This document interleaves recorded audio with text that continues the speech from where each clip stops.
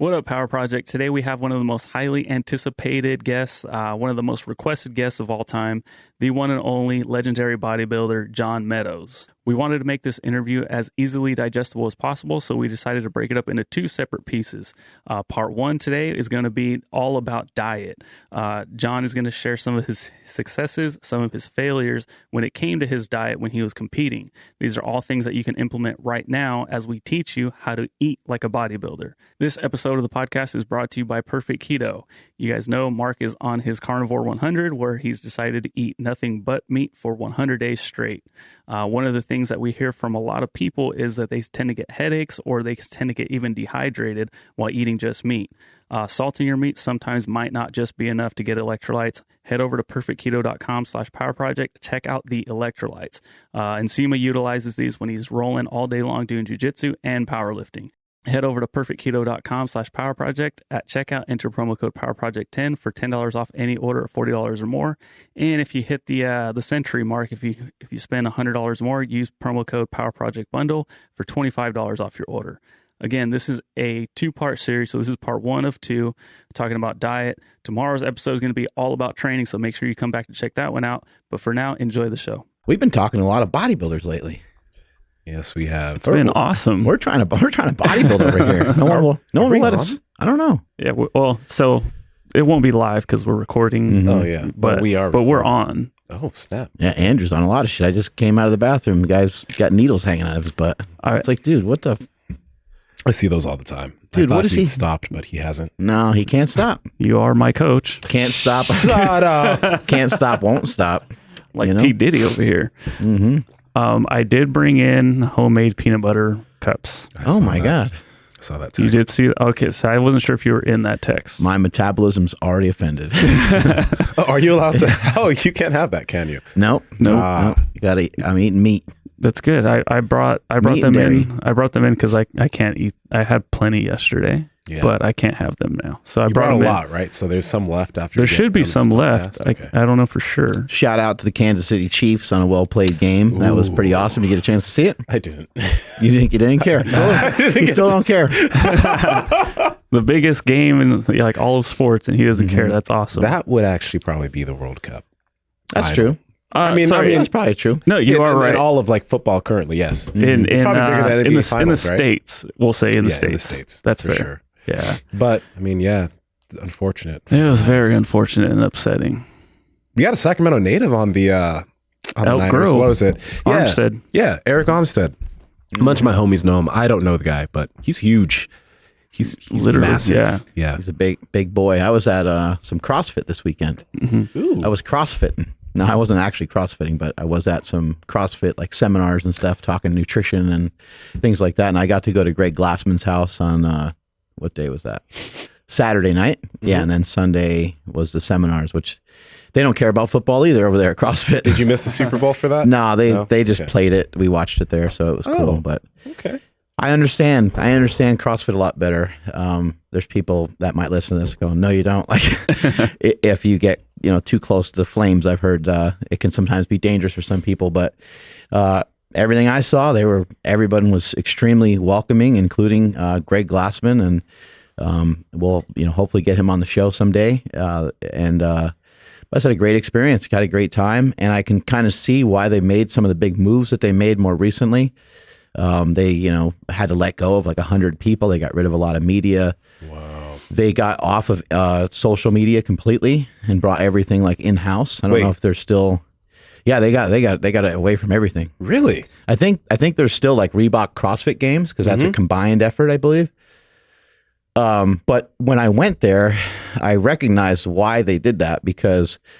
So there was two seminars going on that day. One was like the whole nutrition summit that was going on, which is kind of like a health summit, talking about prevention and also a lot of rebuttals to Game Changers. They had us watch Game Changers, which was really funny. You guys went through the whole documentary? Went through the whole documentary, yeah. Okay. And then additionally, they had their level 1 certs going on during the day. But I was fed from the time I got there until the time I left. And it was like, okay, now I see why they cut out the outside world because they don't need it. They built such a wonderful structure within everything that they're doing that they don't need it. You know, they don't need it. It'd be like if you showed up at jiu-jitsu and you got there at breakfast time and they fed you, and then they fed you for lunch, and you kept training and practicing and watching movies, continuing your education, right? And then your sensei was like, you know what, dude, like we're shutting down some of this cameras and like we're not going to worry about social media and stuff. We're just going to concentrate in here. Because people keep giving us shit no matter what we do, and we don't really care so much anymore about that. We're focusing on, we're going to bring everything in-house, and we're going to work on the people that already believe in it. Isn't that interesting? I'm just curious what you think, like, because I don't know exactly what you saw that that I guess lets the reasoning that it's good, but wouldn't that cause kind of like an echo chamber? Like, you know what I mean, where it's only one idea being shot through. And I mean, I guess it's like they don't want anything else coming in, but couldn't that be a negative? Or with what you saw there, which I don't know what it was, it's a positive? I think it's a positive because they still have so many outside influences. Like I have nothing to do with CrossFit, you know, and they invited me in. It's not like they're vetting you and checking everything that you've ever done. Although, although they do have their discretions, I'm sure. But like they, you know, they welcomed me with open arms, and there was like, you know, guys like Gary Tobbs were there. Yeah. There's other CrossFitters there. There's a guy I met is just a physician. I'm not just a physician, but he's, you know, like a ear, nose, and throat doctor. You know, there's people from like kind of all walks of life. And so, and there's people that have disagreements, and, you know, there's people that had different points of view on certain things. Some people liked some of the stuff that was said in Game Changers. Other people, you know, refuted it. There were some people, you know, most were pro CrossFit, I would say, but there were some people with some different backgrounds and stuff like that. And even Greg Glassman himself is a former meathead. He used to train at Gold's Gym Venice, and so he knows a lot of like bodybuilders and stuff like that. And Dave Castro has his military background and stuff. And yeah, I don't know. I think it's cool. But like I said, like that's day one for me. You know, I haven't been around it as much as someone like a Jason Kalipa or something like that. You know, and it's still primarily paleo. Yeah, paleo. Yeah, they have their health side of things, which is different than, it's probably a little different than what they're teaching that in their boxes to help fight disease and help people be healthy. So they're not necessarily like, if someone wants to be a CrossFit Games competitor, it's not necessarily like, hey man, you can't eat any carbs, you know. And they're not really saying that you can't eat carbs either. They're just saying like, they really just do it. They do a good job from what I've seen so far of just presenting information. You know, here's the way that you can eat. You could use some protein leveraging. You want to primarily eat meat because you're going to get a lot of your nutrients from that. And then any of the extras that you get are on a need basis for yourself, for your goals, you know, that type of thing. Cool. So what can you guys tell me about today's guest? We got a guy on here today. His name's like the Mountain Dog or something. Is he a pro wrestler? Yeah. Mountain Dog. We got to ask him how he got that name. So what I mean, he's one of the most like requested like guests like ever. He has a lot of different bodybuilding aside from all the porn stars. Yeah. Well, yeah, them too. But no, he has a lot of different bodybuilding techniques. A lot of like, it's like he just takes everything in bodybuilding and puts it together logically. It's like everything he does makes sense. We need to find smaller bodybuilders to get on the show. You know, we need to find people that are like a little less, just not in as good a shape. So then we can be like, yeah, look, this is a bodybuilding community and we're like kicking their ass, you know. But that hasn't been the case. I mean, we had Big Ron in here and he's fucking jacked. Oh my God. John Meadows is jacked. I mean, these guys are, I guess, you know, the truth of too is like IFBB Pro, like it's just not a game, you know. These people are, it's like the UFC. Yeah, no, it's seriously shocking because like I think John, I'm going to steal this pen from you since you have two. I think John, he got his pro card recently, but he's been bodybuilding for a long time. Same thing with our last guest. Like he was bodybuilding for decades and he just got his pro card and then he retired. And I'm just like, God dang, it's like, this is a long-term sport. This isn't just something you can enter into. And yeah, it's interesting nowadays to try to get a pro card as a heavier person, you know, even if you're just upwards of 200 pounds, it's going to be hard no matter what, you know, because if you're a smaller guy, then you'd have to, I would just imagine you have to be short, right? And then if you're 6'3", like good luck filling out that frame, you know, it's going to, you got to. You got to be absolutely just gigantic. When we had Jay here, I was like, hey, can you turn this guy into a pro bodybuilder? And he was like, he'd have to gain a lot. Like, he was being serious. He's like, he'd have to gain a lot of size. His eyes lit up, you know? He'd have to gain a lot of weight. And I'm thinking like, wow, like Nsima's fucking huge. So like, how much bigger does this guy need to be? Nah, dude, in the off season, like for IFBB, if I wanted to do bodybuilding, I'd have to be in the 300s off season. like cool off season 330, 340 pounds if I wanted to be an IFBB pro. That's a lot of That would be training so cool. Oh my God. Yeah. Yeah, John Meadows on the show today. Really excited to have him on. And you know, he's got an interesting background. You know, we talk a lot about lifting through it. And I know he started at a really young age with, you know, at 13 years old. And we'll just get some of the information straight from him. But then he's worked with some great people. He's worked with Dave Tate, and he worked with a guy named Eric Serrano, who people don't know, but Eric Serrano, and we can get the more information from John, but Eric Serrano, in my opinion, is the guy that like brought branched chain amino acids and fish oil to the market over 20 years ago, maybe longer ago. Wow. But and he kind of did that through Charles Poliquin, like Charles Poliquin, brought the information to the masses because he's a different personality. He's a special person. And Eric Serrano is a little bit more behind the scenes type of guy where I don't think he cares that much about the limelight and stuff like that. But yeah, a lot of the stuff came from him. And then I know Eric Serrano also works with, he works with Corey Gregory. Who's Corey Gregory? Corey Gregory is Max Effort Muscle. Former Muscle Farm guy. Oh wow, okay. Yeah, he's you would know who he was if you saw some posts from him and stuff. And we're trying to link up with him at the Arnold too. Yeah, Corey, that'll be fun. Corey Gregory, I think the other day on IG, I think he squatted 6 something. He weighs like 170, and he like pulled up his shirt, and he's like still ripped. Yeah, still what ripped. The hell? Maybe he's 180. I don't know. Yeah, he's dope. Look at this guy. Oh, here we are. The Mountain Dog. Is it look okay or is it look a little blurry?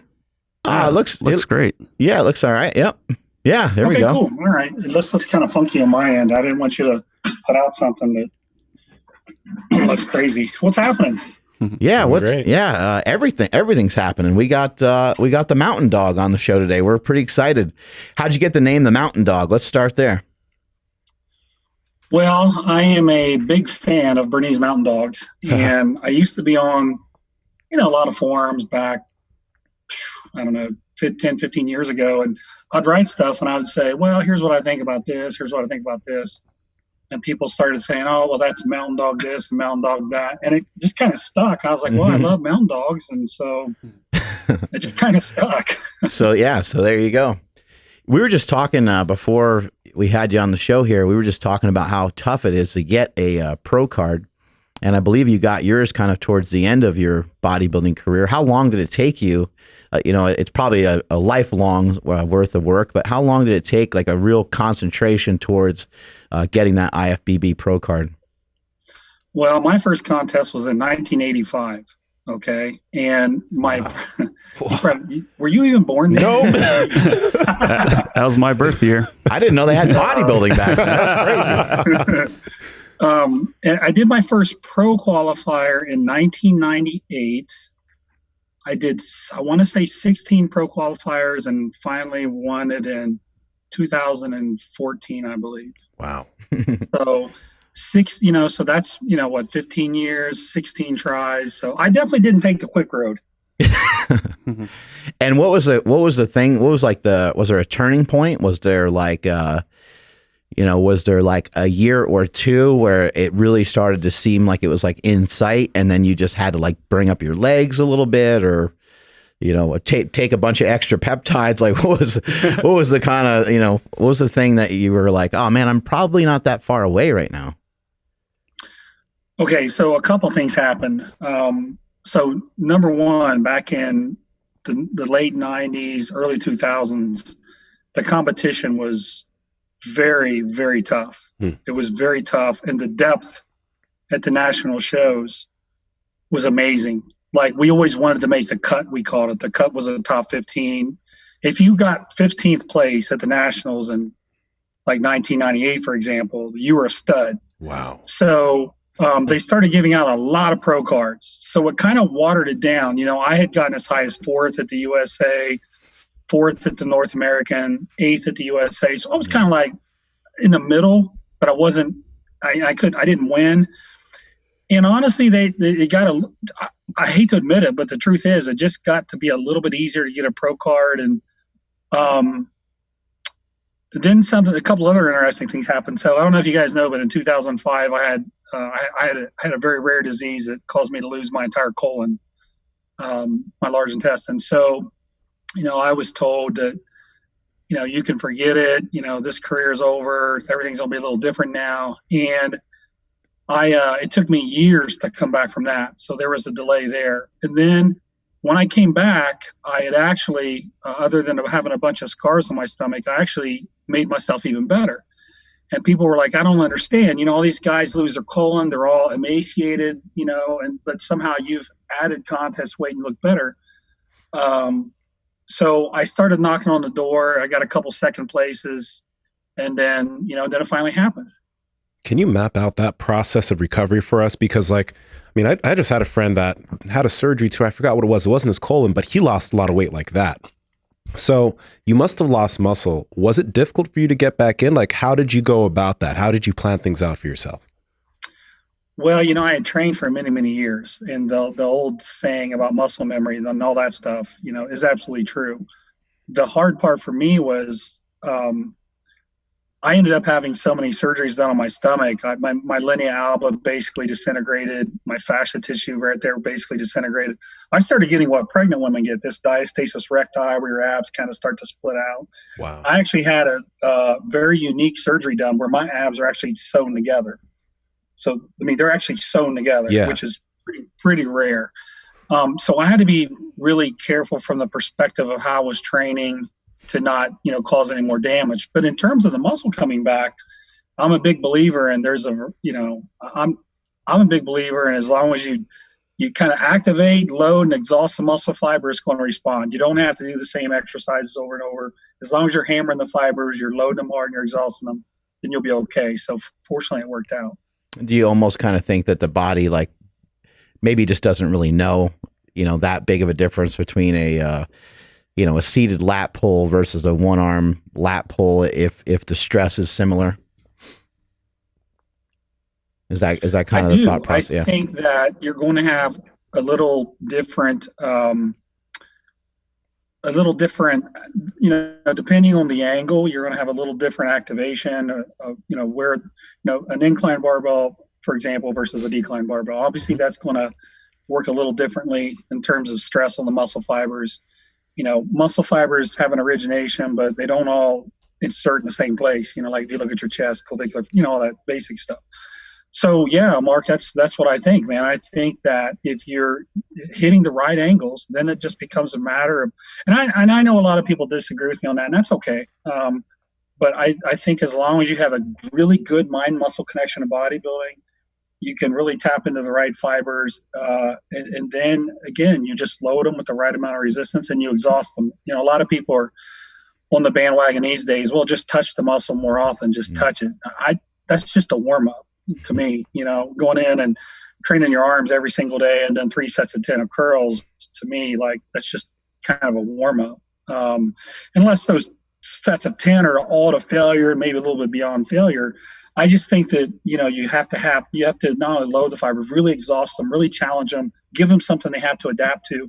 In particular, as you get more advanced, okay, then obviously you need to be even more creative. You need to push the fibers a little harder. If I tried to do the same things now I did when I was 12, 14, 16, 18, 25 years old, it wouldn't work. So, anyways, I'm rambling a little bit there. How were you able to keep your stomach from getting big? Because you were mentioning the surgeries and stuff, and that seems to be a huge problem, especially amongst guys that are really trying to get big, because we a lot of times use the compound exercises to get big, but then sometimes it's at the cost of losing, being symmetrical.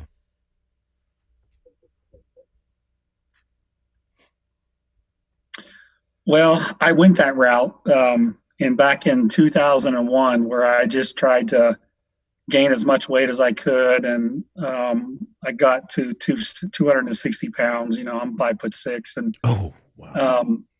It did not help. All it did was give me a bigger stomach. And I think one of the problems, I don't even think it's so much the exercise. I think guys overeat nowadays, and then, you know, you kind of mix in insulin and some other things, and get a little visceral fat going, and all of a sudden your stomach is bigger. But I think that the whole notion around just gaining as much weight as you can, like, it's a double-edged sword. Like, you know, you need to have a certain amount of fat, but there's a certain point beyond that where I don't think it's real productive. So I made the wrong decisions. I made a lot of mistakes. I tried to gain too much weight, and it backfired. And then what really sucked was, okay, now I got to do more cardio. I got to lower my calories even more to get in shape. And by that time, you eat up some muscle. So I'm like, well, damn.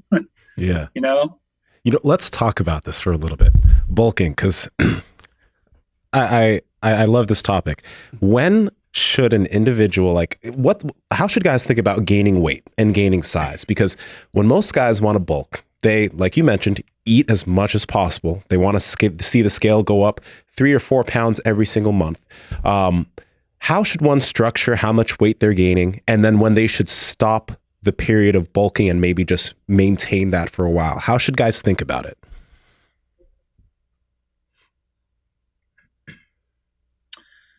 well, there's actually a lot of things to think about there. There's, okay, what level is the person at? You know, if they're a beginner, they're going to be able to move a lot faster than somebody who's advanced. You know, you got that to look at. You've got, are they enhanced? Are they natural?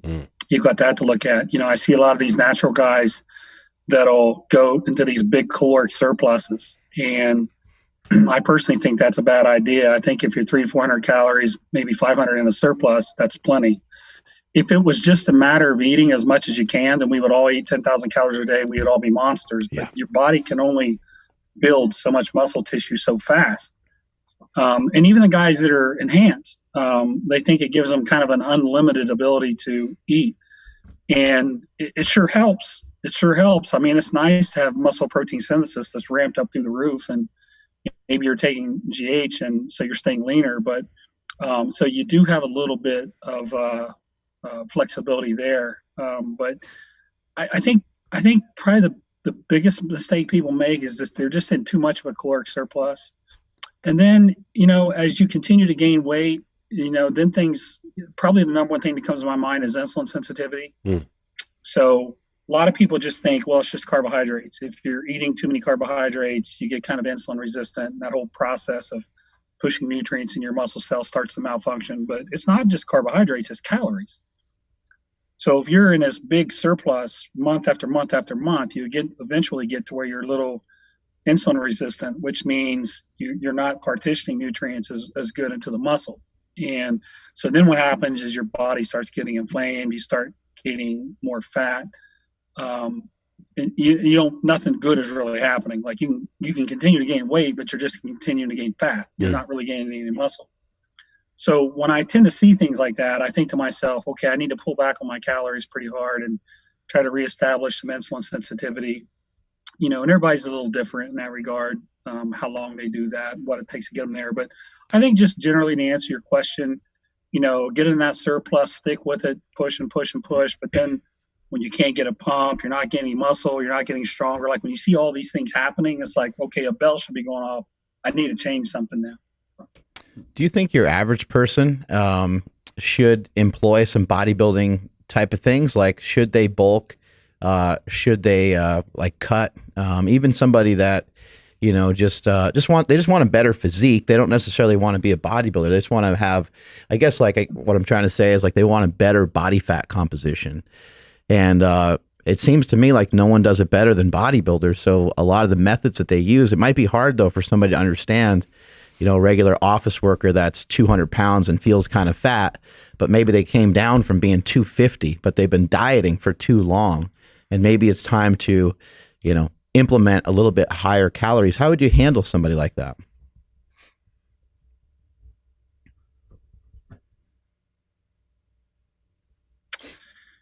Yeah, I don't see any downside with that at all. I've always thought that your body has this desire to be in homeostasis. So like, no matter what you're doing, your body just adjusts to it. If you're on low calories all the time, your metabolic rate slows down, all these things happen, and it makes it to where it's really a dead end road. You can only cut so many calories. And the same is true for just eating a ton. That's not a good idea either. I've always felt like, it's good for people to do that. Eat extra, get stronger, gain some muscle.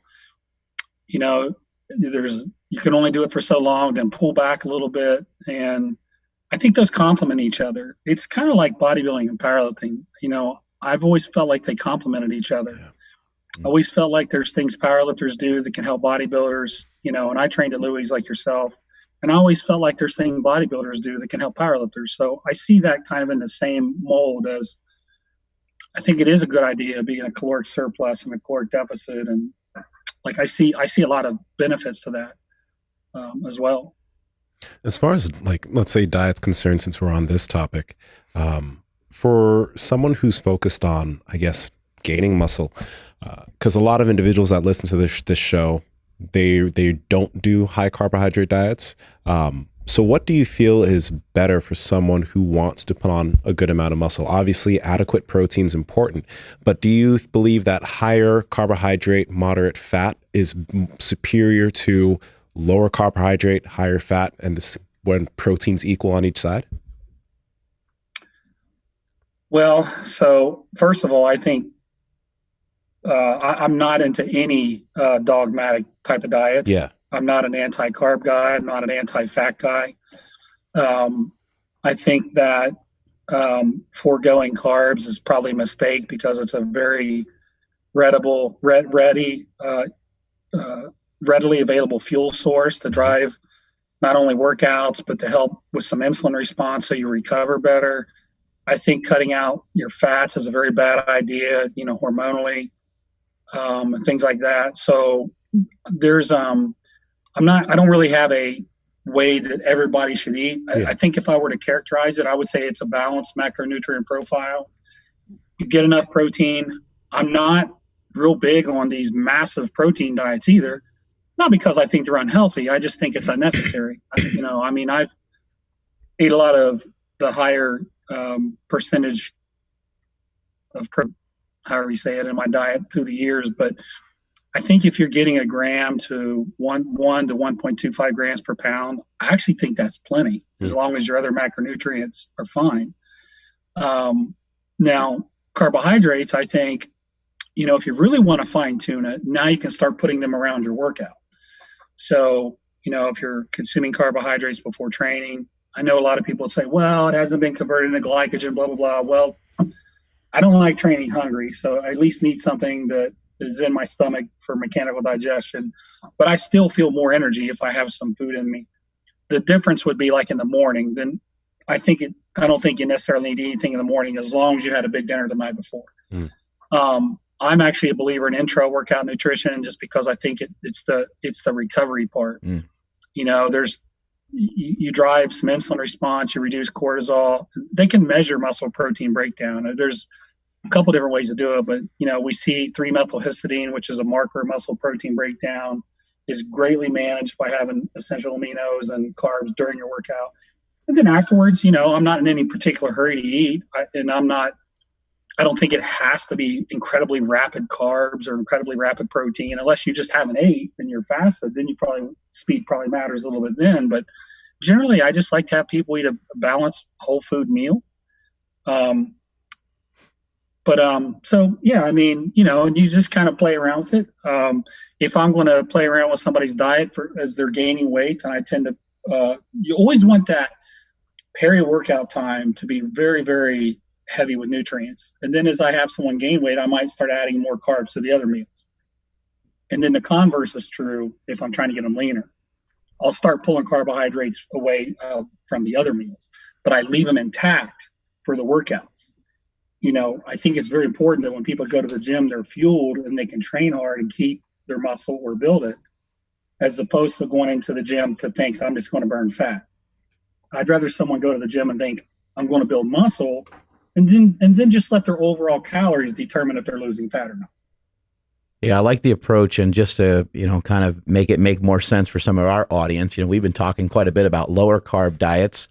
We've also been talking about intermittent fasting and utilizing some of those strategies. But what I want to make perfectly clear here is that the style of diet that you're identifying, in my opinion, is allowing for a more maximal performance in the gym. And also, I personally wouldn't advise someone to do that style of diet if it was someone that struggled with their nutrition and really had a hard time with carbohydrates. Not saying that the carbohydrates make them fat, but they have a hard time controlling themselves in the presence of carbohydrates. And so therefore, sometimes with a lot of people I work with, I'll just say, hey man, let's just see if we can ditch those, and we can bring them back when we can fix your insulin sensitivity issues. But you're consistently overeating and you're consistently eating carbs, and the two things they coincide and they have a lot to do with each other. Because you're eating carbs, you're tending to overeat. But I love what you said there about the peri-nutrition. A lot of people have never heard of some of these things before. When is the first time you kind of heard about that, and then how have you utilized that? Because I feel like it's weird, some of the things you pick up over the years and some of the things that you just don't do for convenience and things like that. Like, I don't do it anymore, but I did do that style of nutrition for like 20 years straight, and I always liked it. And it seemed to have a good impact, and it felt like it was something that worked well for me, especially when I was natural. I was natural at one point, by the way. Well, for me, I was stuck in bodybuilding at a certain weight, and I couldn't gain any more muscle. So what I was trying to do was figure out, am I at my genetic limit? Am I just stuck? Am I ever going to get any bigger? Because I was at the national level and I was competing at pretty much the same body weight for 3 or 4 years. And I assure you, I was training very hard, and I assure you, I was eating a lot of food. And I was just kind of stuck. So I started looking at the different variables. It's like, well, can you train harder? Like, well, I was training with a guy named Dave Tate, who's a really good friend of mine, and I can assure you we were killing each other. I don't think that's the answer. And so then it was, long story short, it ended up being, I'm going to have to find a way to recover better and train more often to get more sessions in to stimulate the muscle more, while not pulling back on the intensity while still training hard. So I really dove into the intra-workout stuff. I had just read about a carbohydrate called cluster dextrin that looked like it was very easy on your stomach. And I had kind of some bad experiences with supplements during training. They upset my stomach and bloated me and made me run to the bathroom, things like that. So I was pretty sensitive as to what I wanted to put in my stomach. So anyways, long story short, I don't want to bore you on that too much.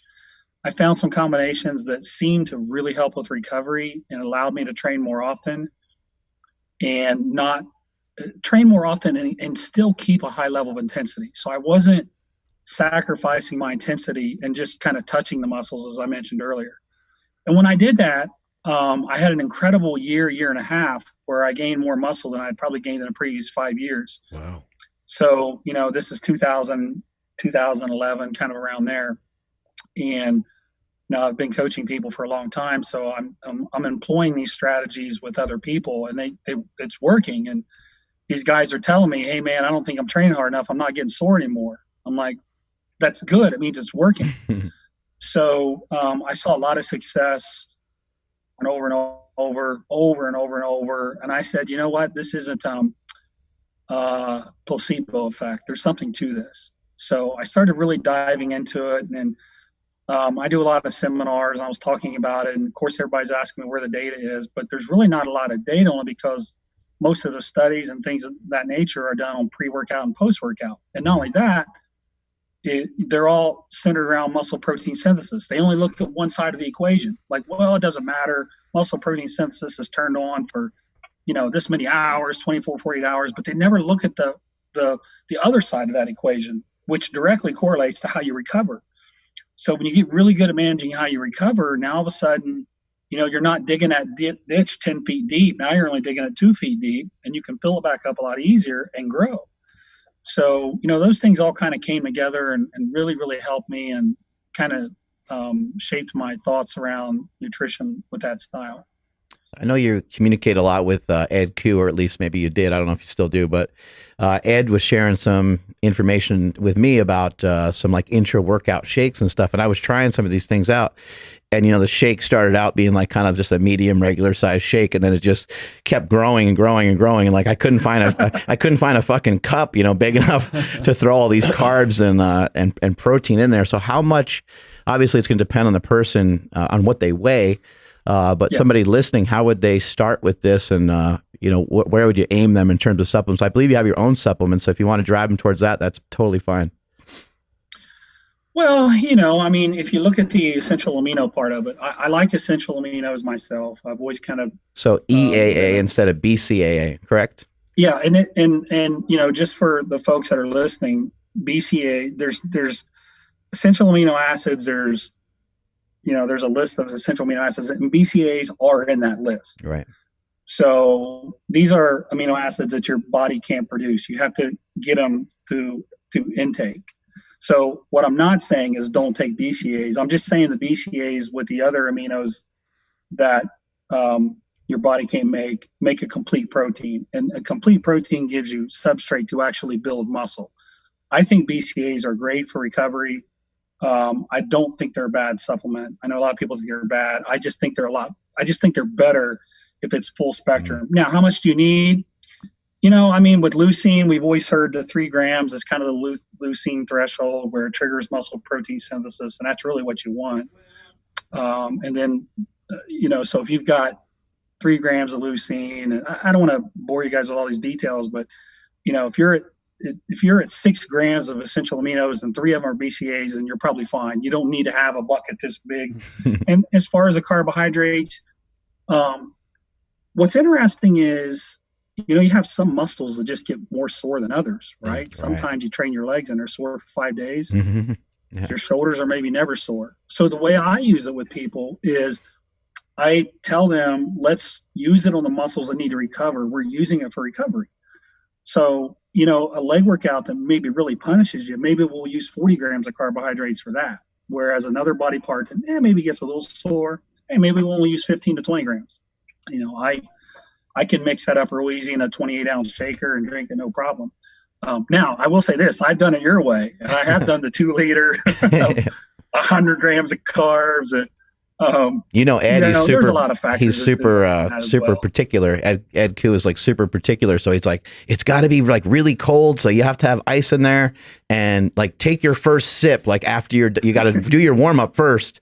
And you can't take it until you get done with like your first hard set. He had all these rules, and I had to take stuff like after the training session and everything.